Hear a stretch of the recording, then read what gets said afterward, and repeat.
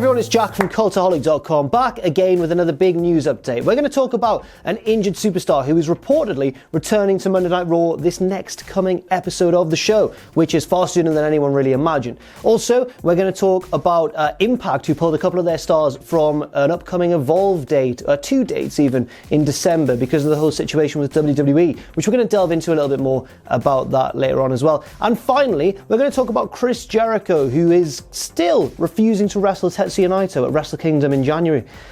He's talked a little bit about which opponents he'd prefer to face, and we're going to speculate a little bit on where that storyline's going to go. So let's crack on with all of the news. First of all, let's talk about what PW Insider have said. According to their sources, Braun Strowman is set to return to action on Monday Night Raw. No, I'll correct myself. Not return to action. It didn't specify that. It just said return on Monday Night Raw. I would suspect that he wouldn't get involved in any sort of physical altercations, given that he's only just undergone elbow surgery to clear out some bone spurs. And even, there's a lot of speculation that he won't be ready for the TLC match against Baron Corbin. So if it's still hit and miss whether he's ready then what are the chances that he's going to be absolutely fine to wrestle in a few days' time on Monday? This is important because if he does indeed turn up on Monday Night Raw, this will help inform us with regards to whether he's going to turn up at TLC, I guess, because they've kind of been building it as though Strowman's got no chance of making it at TLC. Baron Corbin's going to win by forfeit and become the general manager full time. And I don't think that's going to happen. I think it's going to be the classic bait and switch where the heel thinks they're going to win and then something happens and they get their comeuppance. Whether that comeuppance is in the form of Braun Strowman or a replacement opponent, I'm not quite certain yet. But we'll see what happens on Monday Night Raw. Whether Strowman will turn up, whether he'll do anything physically, I very much doubt that. And what will happen storyline-wise with regards to the match against Baron Corbin at TLC. Secondly, Impact Wrestling have pulled 2 of their stars from their Evolve dates in December. Evolve often run shows back-to-back on 2 days consecutively,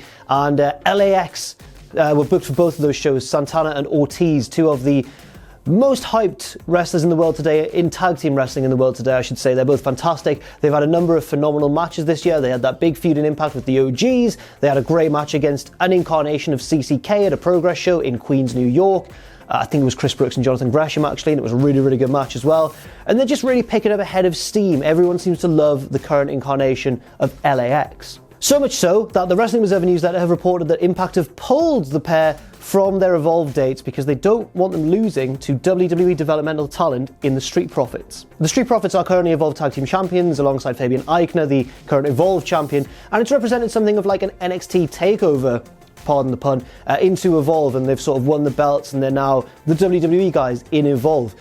I assume that the Street Profits would have beaten LAX in their title match because I don't think they'd have switched the titles that quickly, especially not to Impact guys, given that WWE are kind of partially pulling the strings for Evolve. So I totally understand, if this is true, why Impact have done this.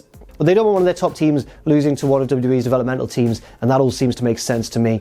Maybe you could say it's a little bit petty, but at the same time, I think if I was a wrestling promoter, I'd probably do the same thing. And finally, Chris Jericho has spoken to New Japan's official website, talking about who he'd rather face than Tetsuya Naito. But I'll explain. Basically, the whole storyline between Jericho and Naito has revolved around the fact that Jericho does not want to give Naito his rematch. He beat Naito for the Intercontinental Championship, the IWGP Intercontinental Championship, back in the summer, defended it, I think, once against Evil, Naito's stablemate, and is now, many people seem to assume, going to face Naito at Wrestle Kingdom on January 4th.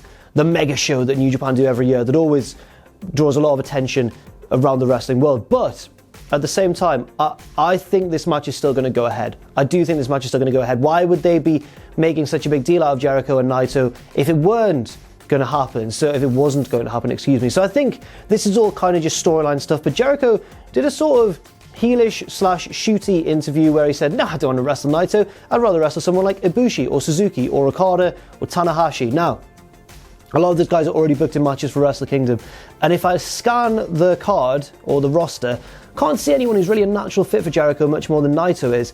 Maybe Suzuki, but they've barely interacted really. I don't even know if they have interacted. So I think that Naito is still going to be the guy that Jericho wrestles at Wrestle Kingdom. I'm just trying to work out how in storyline they're going to bring us round from Jericho not wanting to give him a rematch to suddenly going, yep, I'll put my title on the line, let's go for it. Don't know how they're going to do it. So that's it for this news update. Thank you very much for watching. I've been Jack from Cultaholic.com. You can follow me on Twitter if you want to at Jack the Jobber. You can follow all of us at Cultaholic. Check out Patreon as well if you wish at patreon.com/Cultaholic. And never forget, of course, never forget, if you haven't already, to hit subscribe and to join us.